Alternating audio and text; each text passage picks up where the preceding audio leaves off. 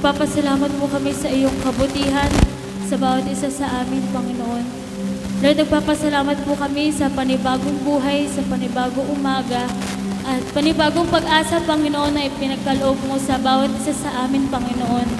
Maraming salamat, Panginoon, dahil ikaw ay tunay na mabuti. Ikaw ay tumutupad sa iyong mga pangako, Panginoon.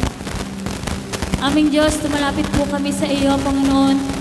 Hinihiling po namin ang kapatawaran ng mga pagkakasala na aming nagawa, Panginoon. Hinihiling po namin na linisin mo, Panginoon, ang aming mga puso at ang aming mga isipan, Panginoon.